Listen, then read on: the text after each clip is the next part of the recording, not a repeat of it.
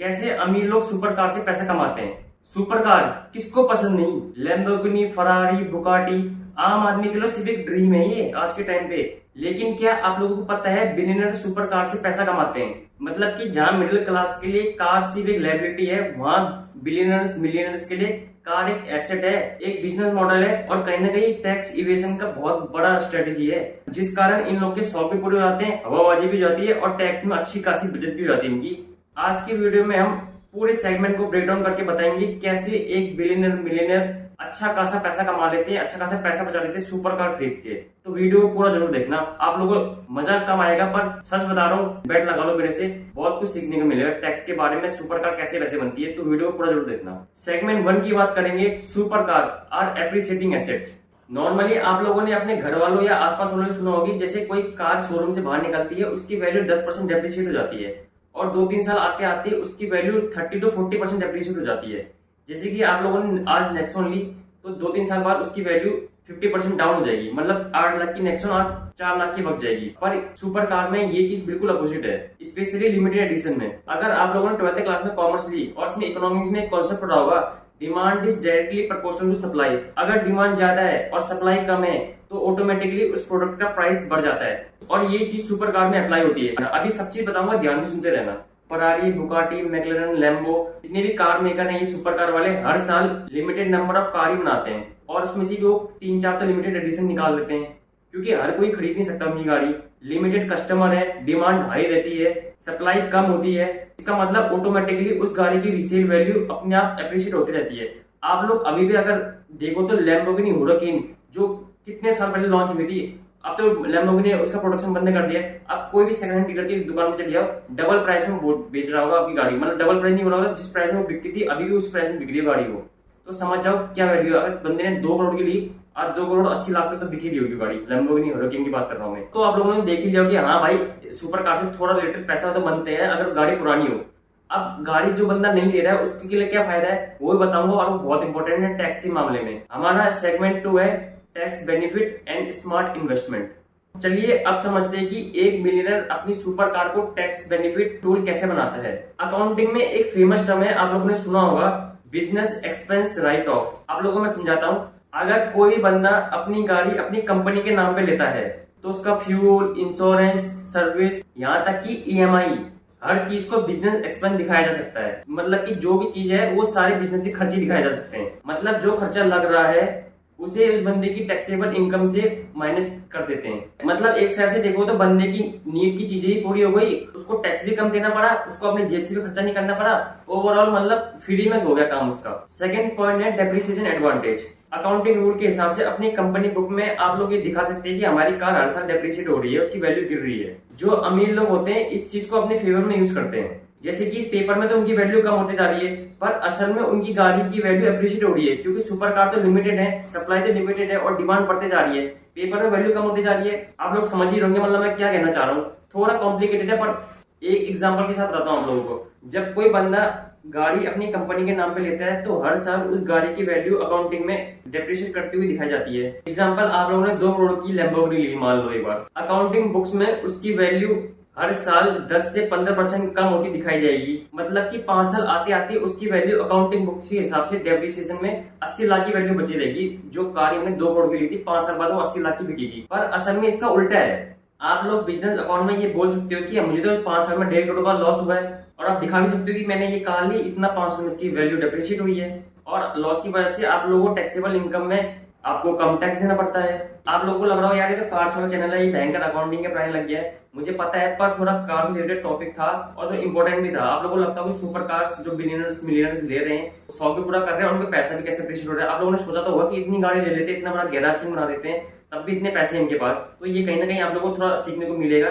तो थोड़ा बोरियत लगेगी, मुझे पता है, क्योंकि लिखते समय मुझे बोरियत हुई थी। इतना तो बिल्कुल लगी गया होगी, richer got richer, poor got poor. अमीर अमीर ही बनता जा रहा है, गरीब गरीब होता जा रहा है, और ये बहुत बड़ी चीज है। क्योंकि मिडिल क्लास जो बंदा एक कार लेता है उसको पता है उसकी वैल्यू 5 साल बाद आधी होनी है, पर एक जो बंदा सुपर कार ले रहा है कि उसके पैसे तो है सुपर कार लेने के, और बंदा अप्रिशिएट ही कर रहा है, अगर कल के दिन बेचेगा तो डबल प्राइस में बिकेगी गाड़ी को।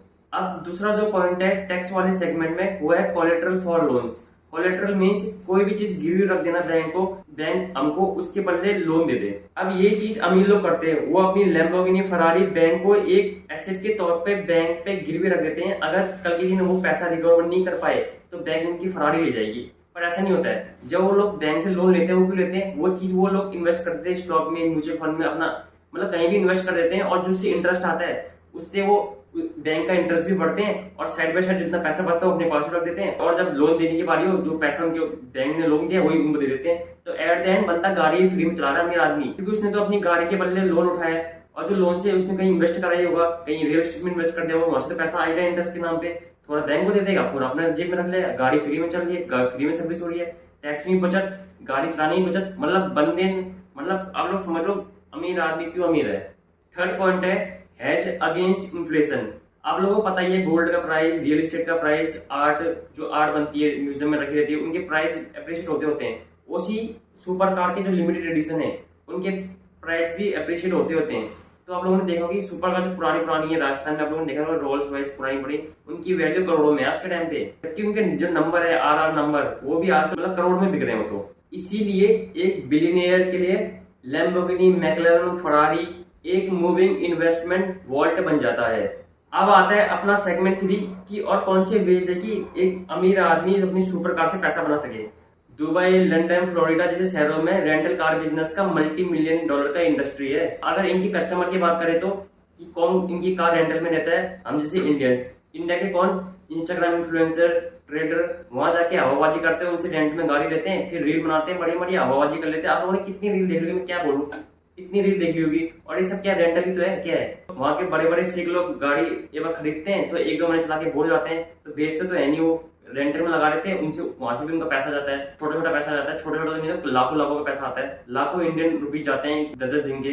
अब बात करते हैं अपने लास्ट सेगमेंट की, सेगमेंट 4, जिसका टॉपिक का नाम है super car build networks. Network बहुत बड़ी चीज है आज के टाइम पे। आप लोगों ने देखा होगा कि जो बड़ी बड़ी कार रैलीज होती हैं, मतलब कार रैलीज होती है मुंबई में, आपने बहुत देखा होगा, इंडिपेंडेंस डे में रैली निकली है तो वहां इंटरप्रेन्योर्स आते हैं, बड़े बड़े बिलियनर आते हैं, अपनी सुपर कार लेके आते हैं। तो सिर्फ आम जनता को देखनी नहीं आती, वहां की जो आसपास के जो जितने बिजनेसमैन है सब आदमी मिलते हैं, बिजनेस टॉक होती है, नए नए वेंचर्स का दिमाग में कुछ आता है, साथ में मिलकर कोलेबोरेशन होता है, तो नए बिजनेस डेवलप होते हैं, एक नई जॉब्स क्रिएशन होती है। तो सुपर कार मतलब ये नहीं कि हवाबाजी के लिए भी एक जरिया भी बन चुका है कि लोगों को कनेक्ट करने का। और इसका एक और पॉइंट है social media and brand building. आज के जमाने में सोशल मीडिया की पावर अलग ही है। आप लोग जानते हैं सोशल मीडिया से आदमी यहाँ से यहाँ पहुंच चुका है। आपने बहुत एग्जांपल देख दिए होंगे, सौरभ जोशी, मतलब कितने में आप एग्जांपल बोलते बोलते थक जाऊंगा। बड़े बड़े एंटरप्रेन्योर, मिलियनर अपनी सुपर कार को इंस्टाग्राम में डालते हैं, 1 million likes, millions of views आ जाते हैं एकदम ही, और लोग उनसे कनेक्टिव हो जाते हैं इजीली, क्योंकि उनकी सुपर कार देख के, उनका लाइफस्टाइल देख के। मैं आप लोगों को एक एग्जांपल बताता हूँ। आप लोगों ने डिटेलिंग डेवल्स का नाम तो सुना ही होगा,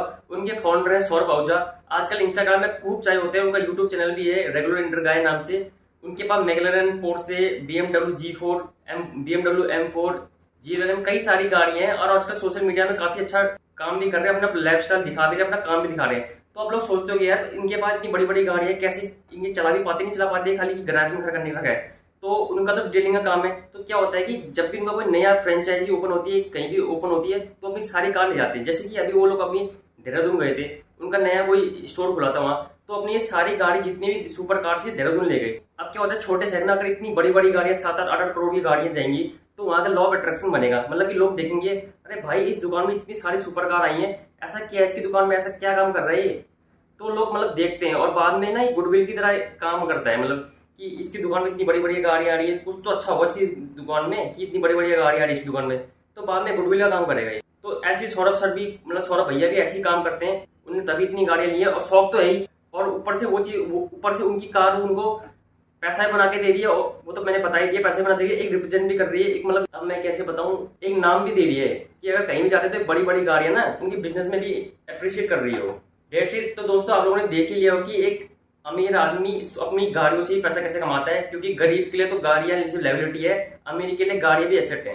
तो आप लोग समझ गए होंगे। और भी कई पॉइंट है जो मैंने इंक्लूड नहीं करे क्योंकि उतनी इंपॉर्टेंट है। मेन चार्ज यही थे कि एक बिलियनर मिलियनर एंटरप्रेन्योर बड़ा वाला कैसे अपनी गाड़ियों से पैसा बनाता है। तो आज मैंने थोड़ा वीडियो हटके बनाया, क्योंकि और टाइम में कार के फीचर्स के बारे में बताता हूँ, रिलायबिलिटी, मतलब उनकी गाड़ियां कैसी हैं अलग अलग कंपनी की। तो आज मैं थोड़ा फाइनेंस की तरफ भी बताया, क्योंकि चैनल है तो अलग अलग डाइवर्सिफाई करना पड़ता है। तो आप लोग बताना अगर आपको अच्छा लगा कंटेंट, तो मेरे पास और भी टॉपिक है, मैं और वीडियो बनाऊंगा। अगर अच्छी खासी रीच आएगी, व्यूज आएंगे तो मैं और कंटेंट बनाऊंगा। मेरे पास दिमाग में है तो कंटेंट। तब तक आप लोग कमेंट में जरूर बताना, और वीडियो पसंद आए तो सब्सक्राइब कर देना, लाइक कर देना।